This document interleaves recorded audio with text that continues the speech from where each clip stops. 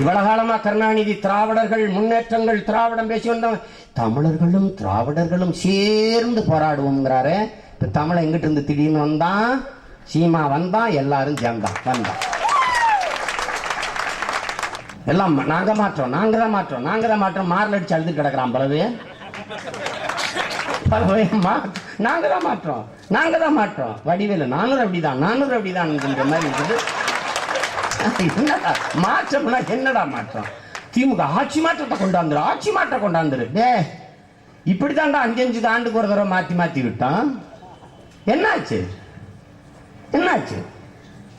ஒரு மன்னர் ஒருத்தன் சொல்றாரு, அடுத்த என்ன 5 ஆண்டு அதிமுக ஆட்சி முடியுது, அடுத்து திமுக தானா, திமுக தானா அப்படின்னு கேட்கிறாரு. அவன் ஆமான்றான். அப்படியா? ஆமாவா? உனக்கு தண்டனை இந்த 100 வெங்காயத்தை திங்கணும், இல்லைன்னா அந்த 100 சவுக்கடியை வாங்கணும். அவன் 100 சவுக்கடிக்கு இந்த 100 வெங்காயமே பரவாயில்ல, 100 வெங்காயத்தை திங்கிறேன்னு ஒத்துக்கிட்டு அவன் இந்த வெங்காயத்தை திங்க போறேன். திங்கிறான். 15 வெங்காயத்தை தாண்ட முடியல, வாயெல்லாம் வெந்து அப்படியே இதாயிருது, உரைச்சிருது. மன்னா என்னை மன்னிச்சிருங்க மன்னா, என்னால முடியல, சவுக்கடியே வாங்கிறேன்றான். அங்க வரான், அடிக்கிறான் சவுக்கடி 100 அடி. 15 அடிக்கு மேல தாங்க முடியல. மன்னர்கிட்ட காலில் வந்து கெஞ்சிறான், மன்னா சவுக்கடி தாங்க முடியல, வெங்காயத்தை திங்கிறேன். வெங்காயத்தை திங்கிறான். மறுபடியும் 15 வெங்காயத்துக்கு மேல திங்க முடியல. மன்னா முடியல, என்னை மன்னிச்சிருங்க, சவுக்கடியே வாங்கிறேன். மறுபடியும் போய் சவுக்கடி வாங்குறான். அந்த சவுக்கடி 15 அடிக்கு மேல தாங்க முடியாது. திருப்பி ஓடியாரான், மன்னா இந்த வெங்காயத்தை திங்கிறேன். மறுபடியும் சவுக்கடி, மறுபடியும் இதுதான் ஜெயலலிதா. ஜெயலலிதா சவுக்கடி, வெங்காயம்.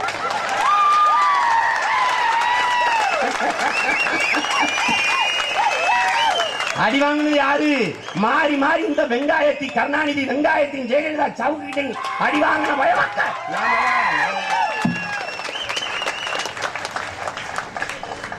இப்ப 2 பேர்த்தையும் சவுக்கு வச்சு அடிச்சு விரட்ட வேண்டிய வேலை நமக்கு இருக்கு. அதை புரிஞ்சுக்கணும். மக்களாட்சி என்பதை தன் மக்களுக்கான அதிகாரமாக, தன் மக்களுக்கான ஆட்சியாக நிறுத்தி இருக்கிறார்கள். அதுவும் ஐயா கலைஞர் துடிப்பது தன் மக்களுக்கான ஆட்சியை நிறுவ. நாங்கள் தமிழ் இன மக்களுக்கான ஆட்சியை நிறுவ துடிக்கிறோம். பார்க்கத்தானே போறோம். இந்த தேர்தல்ல நாங்க வந்தவொடனே மதுக்கடையை முடிவோம், நாங்க வந்தோன்னு உங்களுக்கு வேலை கொடுத்துருவோம், நாங்க அத்திக்கடவை அவினாசி போராட்டத்தை திரும்ப பெறு, நான் வந்தவொடனே சரி பண்ணிடுவேன். இங்க வா, அந்த போராட்டம் 60 வருஷமா இருக்கு, நீங்க 25 வருஷமா இருந்திருக்கீங்க. உங்க ஆட்சி காலத்தில் நீங்க 1979 இதை கொண்டு வரீங்க, 99 ஒரு தடவை சொல்லியிருக்கீங்க. எல்லா காலத்திலையும் சொல்லி சொல்லி நாங்க கொண்டாந்துருவோம். இப்ப நாங்க வந்துட போறோம், செஞ்சிடறோம். வந்த போது ஏன் செய்யல? வாய் முடிக்கிறோம். எப்படி இருக்கு? மதுக்கடையை வந்தவொடனே மதுவை ஒழிச்சு போடுவோம். கலைஞர் வந்தவொடனே மதுவை ஒழிச்சு போடுவாரு. மதுவை திறந்தது யாரு? மதுக்கடைய. சரி, மதுக்கடையை வந்தவொடனே மூடுங்க. இப்ப காய்ச்சல் சாராய ஆலையை மூடுங்க. வாயத்தான் மூடுவோம், கடையை மூட மாட்டோம். இவங்க எப்பேற்பட்ட வித்தக்காரங்க, எப்படி எப்படி நம்மள ஒவ்வொரு டைப்பா மாறுவாங்கன்னு நமக்கு தெரியாதா? இன்னைக்கு நேத்தா பாக்குறோம், இந்த தண்டி கால் டவுசர் போட்ட காலத்துல கலைஞர் வாழ்க கலைஞர் வாழன்னு கத்தனம்ல, அன்னையில இருந்து கவனிக்கிறான். ஏய், கருணாநிதி எங்க அண்ணன் வைகோ, கருணாநிதி ஒரு இன துரோகி, இப்பதான் அவருக்கு தெரிஞ்சிருக்கு. இதே அண்ணன் வைகோ அவர்கள் 2011 சட்டமன்ற தேர்தல்ல திமுகவை ஆதரித்து வேலை செஞ்சது மதிமுக இல்லை என்று சரியான தலைவன், சத்தியம் பேசுகிற தலைவன் 2011 இதே திமுகவை மதிமுக ஆதரித்து வேலை செஞ்சதா இல்லையா? சொல்ல பார்ப்போம். சொல்ல நான் கட்சியை கழிச்சுட்டு போயிடுறேன். இன்னைக்கு கருணாநிதி இன துரோகி என்றால் அன்னைக்கு யார்? போரின் சுவடு ஆறாத, ரத்த வாடை காயாத, எங்கள் பிணத்தில் வாடை மாறாத நேரத்திலே திமுகவை நீங்க ஆதரிச்சீரா இல்லையா? இமயம் சேவாவை சிவராஜ் கிட்ட அந்த இமயம் தொலைக்காட்சியில திமுகவுக்கு கருணாநிதிக்கு எதிராக எந்த செய்தியும் வரக்கூடாது என்று சொன்னீங்களா இல்லையா? மறுமலர்ச்சி திராவிட முன்னேற்ற கழகத்தின் 2ஆம் கட்ட தலைவர்கள் எங்களை ஆதரித்து வேலை செய்வது மகிழ்ச்சியாக இருக்கிறது என்று ஐயா கலைஞர் அவர்கள் அறிக்கை கொடுத்தாரா இல்லையா? இல்ல நாங்க ஆதரிக்கல என்று ஏன் நீங்க மறுக்கல? பதில் உண்டா? கை எவ்வளவு உயர்ந்தாலும் சரி, கை எப்பக்கம் உயர்ந்தாலும் சரி, சூரியன் எத்திசை உதித்தாலும் சரி, மாம்பழம் எவ்வளவு கனிந்தாலும் சரி, இலை கருகினால் போதும் என்று உங்கள் கொள்கை பரப்பு செயலாளர், அன்றைய செயலாளர் அண்ணன் நாஞ்சில் சம்பத்து பேசினாரா இல்லையா? இன்னைக்கு கருணாநிதி இனத்துரோகி. திமுக சொல்ற, உனக்கு பூத்து கமிட்டி போட, வாக்காளர் முகவரா போட ஆள் வச்சிருக்கியா? இல்ல, நீ வந்து ஒன்னு இல்ல வாடா. எகத்தாலம், வக்கனை, விமர்சனம், நக்கலு, நையாண்டி எல்லா பயிலையும் நாக்கள ரத்த வர குத்துற காலம் ஒரு நாள் வருதா இல்லையா?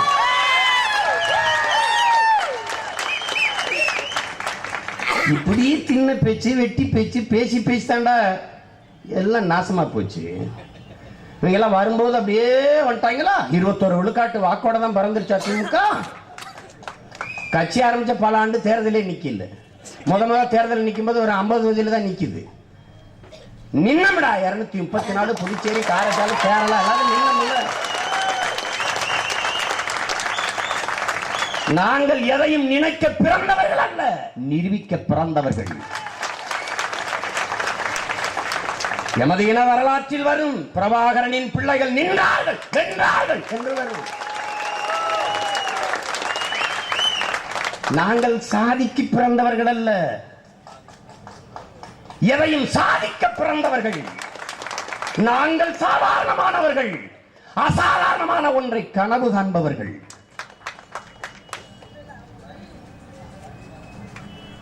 எங்கள் ஐயா அப்துல் கலாம் சொல்றாரு, தூங்கும் போது உனக்கு வர்றது இல்லடா கனவு, உன்னை தூங்க விடாம செய்யறது தான் கனவுன்னு. எங்களை தூங்க விடாம செய்து அடிமை தேசினத்தின் உரிமை விடுதலை. நீ அடிமை எழு, உன் உரிமையை மீட்க எழு, போராடு என்று உசிப்பிக் கொண்டே இருக்கிறது எங்கள் கனவு. வெள்ளத்தனைய மலர் நீட்ட மாந்தர்தம் உள்ளத்தனைய உயர்வு என்கிறது எமது மறை. எமது மறை சொல்லுது, உள்ளுவதெல்லாம் உயர் உள்ளம், மற்றவை அனைத்தும் தள்ளினும் தள்ளாமை நீர்த்து என்கிறது எங்கள் வேதம். அந்த அறத்தின் வழி நின்று மாற மறவர்கள் இனத்தின் விடுதலையை வெல்ல ஒரு அரசியல் புரட்சியை, அறிவாயுதம் ஏந்திய கருத்தியல் புரட்சியை இந்த நிலத்திலே நிகழ்த்தி கொண்டிருக்கிறோம். வெறும் அற்ப வாக்குக்கு கையேந்தி நிக்கிறது அப்படி இதுக்கு நிக்கிறது இல்ல. பதவியை கொடு, அதை கொடு, அதுக்கு வரல. நெஞ்சு வெடிக்க கத்துறது யாருக்குன்னு கூட தெரியாதா என் இன மக்களுக்கு? என்னடா வந்தவன் போனவனுக்கெல்லாம் ஓட்டு போட்டு வாக்கு போட்டு வசதி ஆழமும் வாழவும் வச்ச என் அன்பு மக்கள் பெற்ற பிள்ளைக்கு போட மாட்டானடா ஒரு தடவை ஓட்டு? போட மாட்டானா? எந்த நம்பிக்கையில் நிக்கிற? ஒன்றரை காசு இல்லையே, காசு என்கிட்ட 1 கிலோ கொடு. நீ வச்சிருந்த என்ன பண்ண? தமிழர்களுக்கு சுடுகாடு இல்லை, இடுகாடு தான். மாறி போச்சு. சென்னையில் நிக்க நடக்க படுக்கவே இடம் இல்லாத போது சுடுகாட்டில் புதைக்க இடம் வச்சிருப்பான். பெசன் நகர்னு ஒன்று, கொல்லிவோட புள்ள விடு, கொல்லிவோட புள்ள விடுன்னா. இப்ப கொல்லியாம் போடுறதுல எங்கால வேலை செய்யறாங்க மாநகராட்சியில், அவனே வச்சு நம்பிக்கை விட்டுறான். பெத்த உள்ள இப்படியே நின்றுக்கிட்டு தான் இருக்கணும். 10 நிமிஷத்துல பொட்டலமா சொம்பளை வெட்டி கொடுத்துறான். இந்த பய உயிரோடு இருக்கும்போது படுத்துன பாடு என்ன பாடு? அங்க லஞ்சம் கொடு, இங்க லஞ்சம் கொடு, அதை கொடு, இதை கொடு, நிலத்தை ஆக்கிரமிக்கிறது, சொத்தை ஆக்கிரமிக்கிறது, எல்லாம் கண்ணீர் சேர்த்து ஒரு டப்பாக்குள்ள போய் இது பண்ணிடுது. கேடுகட்ட சமூகமாக மாறி போய் நிக்குது. இதை மாற்றுறதுக்கு துடிக்கிற பிள்ளைகள் வந்து நிக்கிறார். எந்த நம்பிக்கையில நிக்கிற? காசு இல்ல, இல்லதான். காசு இருக்கிறவன் தான் நாட்டை ஆள முடியும். விட்டுட்டு போக சொல்றியா? விட்டு போச்சுறியா? இந்த ஜனநாயகத்தை, இந்த மக்கள் ஆட்சியை நிறுவவாடா. எங்கள் மாட்டனும் முப்பாட்டனும் செக்கிழுத்தான் தூக்குல தொங்குன்னா மாடு கூட இழுக்க திணறும்டா. அந்த செக்கை அருமை பெரும்பாட்டன் வாவு சிதம்பரனார் இழுத்தாண்டா. இந்த செக்கை நீ பார்த்திருக்கிறியா? வா, கோயம்புத்தூர் சிறையில் இருக்கு. நான் சிறையில் இருந்ததுக்கு பக்கத்து சிறையில் தாண்டா என் பாட்டை வாவுசி வச்சிருந்திருக்கான். செக்கிழுத்த செம்மல் வாவு சிதம்பரனார் இருந்த அறைன்னு வச்சிருக்காண்டா. போய் பாரு. அந்த செக்கை பார்க்கும்போது கண்ணீர் வரும். இதுல நம்ம பாட்டன் கைவிரல்லாம் பதிஞ்சது அப்படியே இருக்கும்ல என்று நான் நினைப்பேன். செக்கிழுத்திருக்கான், சிறைப்பட்டிருக்கான். என் முன்னோர் தூக்குல தொங்கியிருக்கான். என் பாட்டன் தீரன் சின்னமலை இந்திய விடுதலைக்கு இல்ல, என் தாய்நிலம் தமிழீழத்தின் விடுதலைக்கு. என் அன்னை தமிழ்நிலம் அடிமைப்பட்டு விடக் கூடாது, அந்நியன் என் தாய் நிலத்தில் கால் பதித்து ஆக்கிரமித்து விடக் கூடாது என்பதற்காக மான மறவர்கள் என் இன முன்னோர்கள் தூக்குல தொங்கியிருக்கான். இந்த பக்கம் எனது அருமை பெரும்பாட்டன்கள் மருதிருவர் தூக்கு, என் அப்பத்தா வேல்நாச்சியார், பூலித்தேவன், எண்ணற்ற வீர பெருமக்கள் இந்த நிலத்துல போராட்டம். இவன் ஏமாத்துவான், முடியட்டும் முடியட்டும் ஏதோ சொல்லுவான், ஊடு கடிக்கிற மாதிரி இருக்கும், முடியட்டும் முடியட்டும் முடியட்டும் முடியட்டும். இப்படிதான் கொஞ்ச நாளைக்கு முன்னாடி மோடி வாரார் ஓடி வாரார், குடி வருது ஓடி வருதுன்னு கம்பளத்தா குடு கடிச்ச மாதிரி வச்சுட்டான். இன்னைக்கு மோடி வாரார் ஓடி வாரார் எல்லாம் ஓடி போயிட்டான், எங்க போனான்னு தெரியல. ஐயா விஜயகாந்த், மக்கள் இங்க ஊழல நான் பார்த்துப்பேன், அங்க அங்க அங்க வந்து ஊழல வந்து மோடி வந்தா தான் சரி பண்ண முடியும். மின்சாரம் இல்ல, தண்ணி இல்ல, மோடி வந்தா எல்லாம் சரியாயிடும். நான் கூட கேட்டேன், 2 வாடியில் உணர்ந்து ஊத்தி விட்டு போயிடல. என்னங்கடா நேற்று மாநாடு, ஒரு மாநாட்டில் எனக்கு பொழுது போடணும், ரொம்ப மன அழுத்தமாக இருந்தால் கொஞ்சம் போடுறா போட்டோம். தம்பி சத்த போட்டு விடுப்பா, தயவு செய்து போடுப்பா. ஏன்னா நீங்க ஓடுப்பா. இப்போ சுருளிராஜன் எல்லாம் இறந்துட்டாரு, அண்ணன் கவுண்டமணி வேற அடிக்கடி நடிக்கிறது இல்லை, என் பங்காளி வடிவேலு வேற நிறைய படத்துல வர்றதில்லை. சத்த போடுப்பா போடு. மக்களே, ஓபிஎஸ் ஓன்னா சைபர், சைபர்னா ஜீரோ,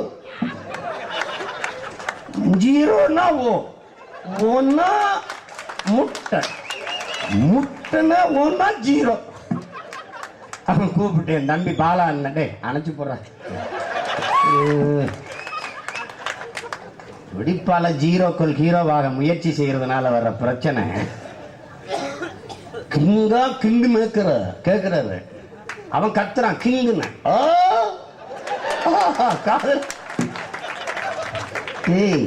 என்னடா ஆச்சு இந்த தமிழர்களுக்கு, தமிழ் மக்களுக்கு என்ன ஆச்சு? ஓன் தாத்தன் தானடா காமராஜ், ஓன் தாத்தன் தானடா கக்க, ஓன் தாத்தன் தானடா ஜீவானந்தம், ஓன் பாட்டன் தானடா சிங்கார வேலை, இவனெல்லாம் ஓ ரத்தம் தானடா, உன் முன்னோர் தானடா, இவன் வழியில வந்தவன் தானடா. மானம் கெட்டு போய் இவனை எல்லாம் ஓட்டு போட்டு எதிர்கட்சி தலைவராக்கி வச்சு நிக்கிறியடா. உலகம் உன்னை பார்க்குதடா, அறிவார்ந்த தமிழ் சமூகம். உலக நாடுகளில் நீ வாழாத நாடு இல்லையடா. நாசா விஞ்ஞானமா நீ இருக்கேடா, உலக நாடுகளின் நிர்வாகமா நீ இருக்க, உலகம் பூரா அறிவார்ந்த ஒரு இனத்தின் மக்கள் என்று நிறுவி நிற்கிற அமெரிக்காவின் யுனெஸ்கோ நிறுவனம் சொல்லுது, முன்பெல்லாம் அறிவில் சிறந்தவர்களாக யூதர்கள் இருந்தார்கள், இப்போது அவர்களை முந்திக் கொண்டு தமிழர்கள் செல்கிறார்கள் என்று சொல்லுது. அவ்வளவு அறிவில் சிறந்தவன், அவ்வளவு அறிவில் சிறந்தவன் உன் இன மக்கள். நீ உலகம் உன்னை பார்க்குதடா, அறிவார்ந்த ஒரு தேசியத்தின் மக்கள். ஆற்றல்ல, அறிவுல, உழைப்புல, மானத்துல, வீரத்துல சிறந்து விளங்குற ஒரு இனத்தின் பிள்ளைகள். அவன் பார்க்கிறான்டா. கால கொடுமை. எங்க அம்மா சொல்லுவாங்க, சட்டியில அரிசியை போட்டு வறுப்பாங்க. இப்படி அரிசி நினைக்குமா, ஐயோ சட்டி ரொம்ப சுடுதுன்னு, தப்பிச்சா போதும்னு தவ்வி குதிக்குமா, குதிச்சு அடுப்புகளே விழுந்துருமா. அப்படி இந்த கருணாநிதிங்கிற பேய், இந்த பிசாசை சகிக்க முடியலையேன்னு இங்க வந்து ஓட்ட போட்டுறது. பேய விவாகரத்து பண்ணிட்டு பிசாசுக்கு வாக்கப்பட்டது. இந்த 5 ஆண்டு இதோட குடும்பம் நடத்திட்டு ஐயோ ஆளை விட்டா போதும் இதை விவாகரத்து பண்ணிட்டு இங்க எப்படி கொடுமை. எங்க அப்பா எனக்கு சின்ன பிள்ளை இருக்கும்போது ஒருத்தர் 2 பொண்டாட்டி கட்டிட்டான். முதல் பொண்டாட்டி ஒரு வேலையும் செய்ய மாட்டா, படுத்தே கிடப்பான். இவன் தான் சோறு ஆக்கணும், துணி வைக்கணும், வீட்டு வேலை பார்க்கணும், இந்த வேலைக்கு போகணும், சம்பாரிச்சு ஒரு வேலையும் கிடையாது. பொண்டாட்டி படுத்தே கிடப்பான். அவனுக்கு சமைச்சு ஊட்டுறது. இந்த பொண்டாட்டி இப்படி வச்சுட்டு ஒரு பொண்டாட்டி எப்படியா வாழ்றதுன்ட்டு இன்னொரு பொண்டாட்டியை கட்டி வந்துட்டேன். அந்த பொண்டாட்டி சரி இதுனா பாவம், கஷ்டப்படுறேன். ஒரு பொண்டாட்டி இன்னொரு பொண்டாட்டி கட்டிக்கிட்டேன், அவளாவது வந்து அவனை நல்லா பார்த்துக்கணும்னு கட்டிட்டு வந்து வச்சுட்டேன். இப்போ ஒரு வாரம் கழிச்சு புது மாப்பிள்ளை புதுசா பொண்டாட்டிட்டு சாலையில போறாரு. சாலையில பாக்குறவங்க எல்லாம், ஏப்பா அறுமுகம் புதுசா அந்த பொண்டாட்டி எப்படி அப்படின்னு. பரவாயில்ல, அவ்வாளுக்கு இவ்வாள் எழுந்திருந்து உண்பாள்.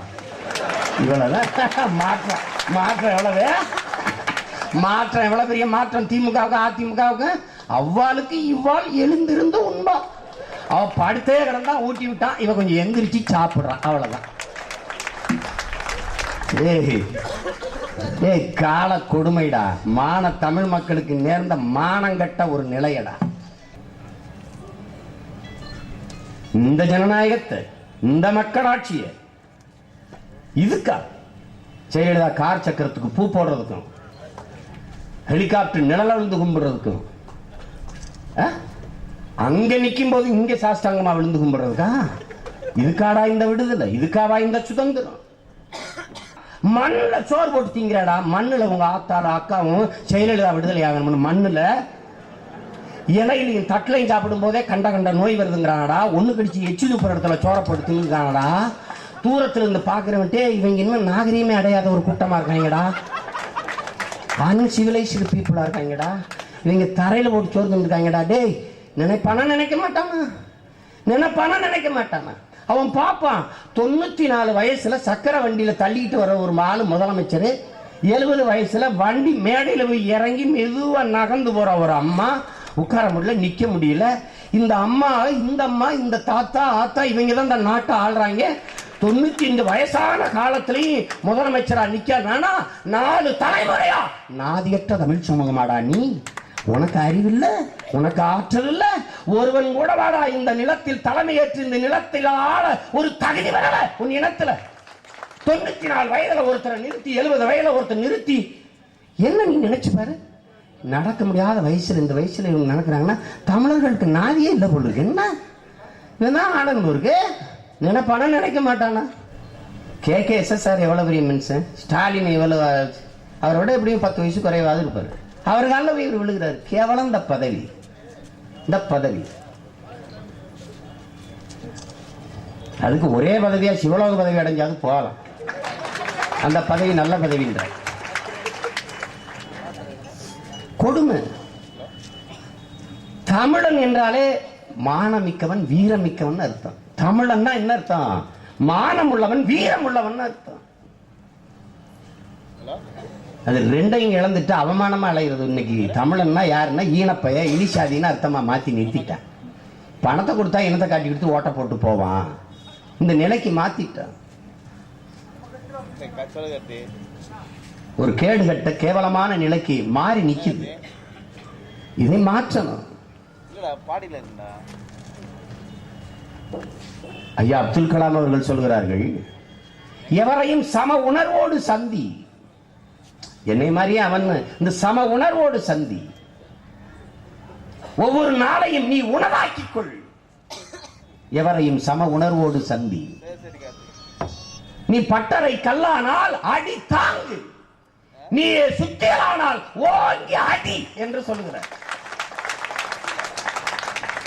பல ஆயிரம் ஆண்டுகளாக பட்டறைக்கல்களாக இருந்த தமிழ் சமூகத்தின் பிள்ளைகள் முதலாக சுத்தியலாக மாறி ஓங்கி அடிக்க வந்திருக்கிறோம். என் அன்பு மக்களே, இனப்பகையை நொறுக்கி சிதைக்க.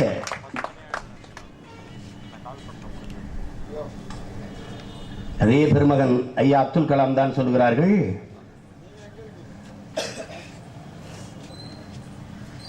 நீ நினைத்தது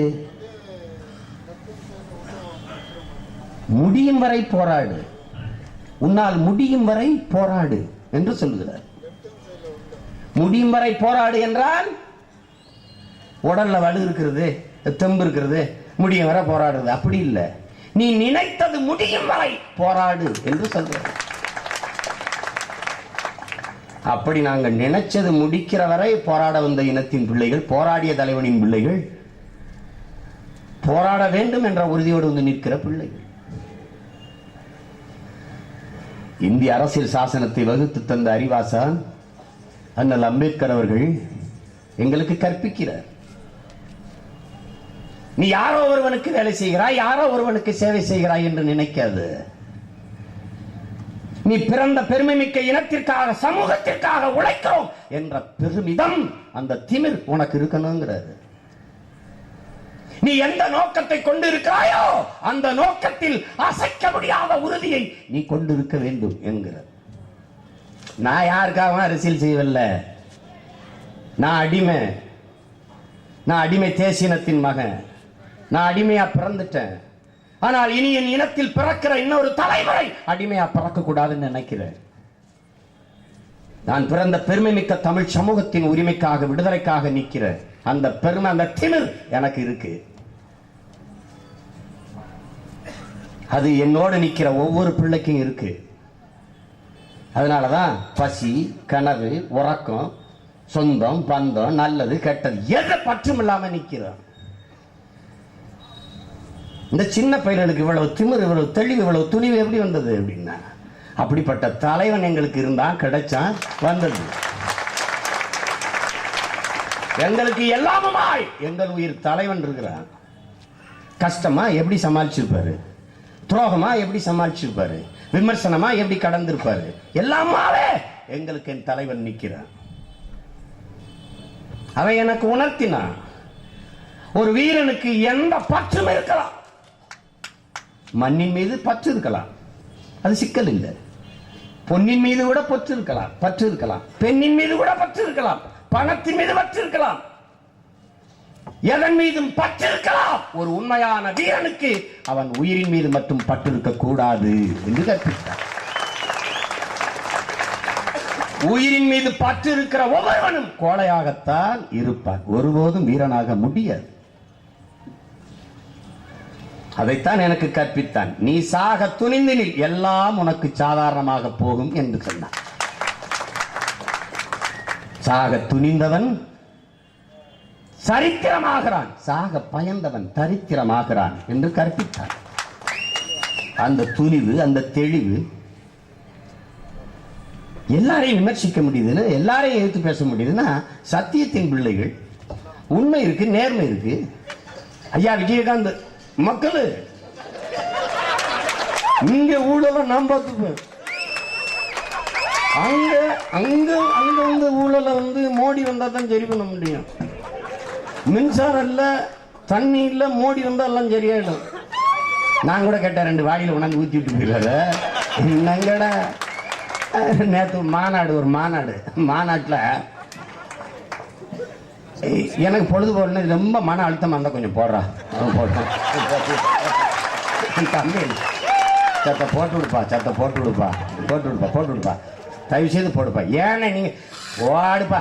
இப்ப சுருளிராஜன் எல்லாம் இறந்துட்டாரு, அண்ணன் கவுண்டமணி வேற அடிக்கடி நடிக்கிறது இல்ல, என் பங்காளி வடிவேலு வேற நிறைய படத்துல வர்றதில்ல. சத்த போடுப்பா, போடு. மக்களே, ஓபிஎஸ் ஓபி ஓன்னா சைபர், சைபர்னா ஜீரோ, ஜீரோனா ஓன்னா முட்டை, முட்டைனா ஓன்னா ஜீரோ. அவன் கூப்பிட்டேன், தம்பி பாலா டே அணைச்சு போடுற, விடிப்பால ஜீரோக்கள் ஹீரோவாக முயற்சி செய்யறதுனால வர்ற பிரச்சனை. கிங்கா கிங்கு மேக்கிற கேக்குறாரு, அவன் கத்துறான் கிங்குன்னு.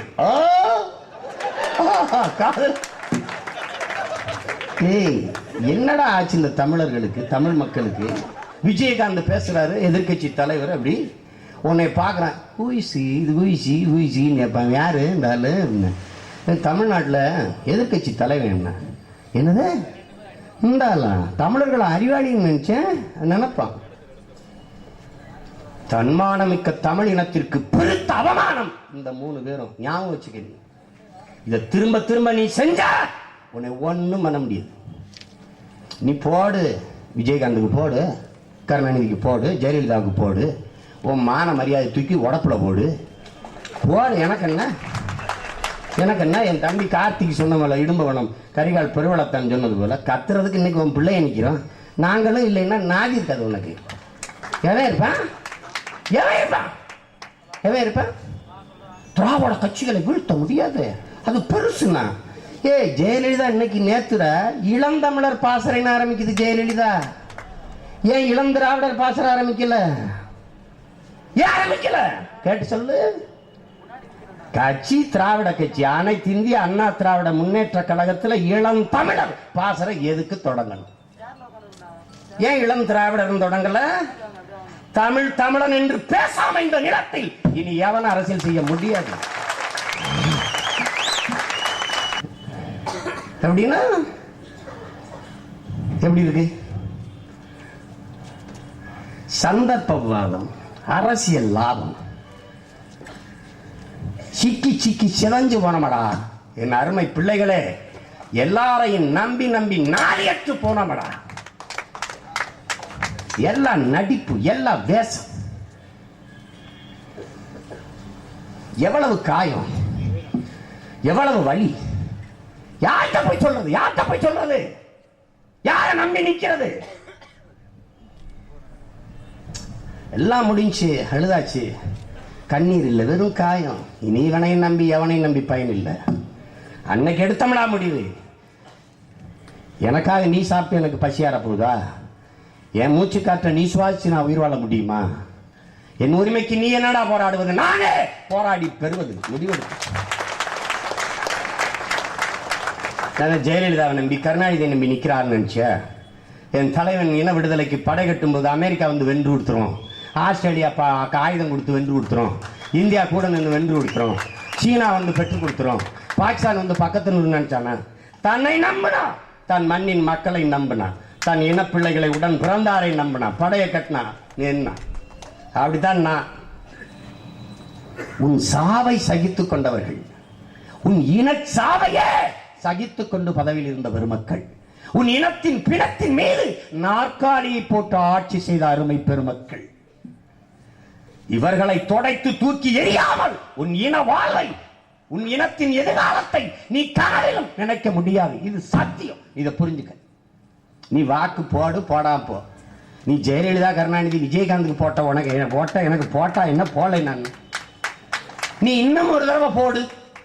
நீ ஜெயலலிதா விட்டு கருணாநிதிக்கு போட்டு உன் கஷ்டமெல்லாம் திரும்ப போட்டு பாரு, விஜயகாந்துக்கு தான் போட்டு பாரு, ஒரு கஷ்டமும் தீராது. நீ ஓட்டு போட்டவன் கைக்கு குஷ்டம் தான் வரும். இப்படித்தான் தெரியும். ஒன்னும் தீராது. இப்பொழுது விற்பனையில் ஜன்னல், சமூகத்தின் சாளரம், மாதம் இருமுறை வெளிவரும் குடும்ப இதழ்.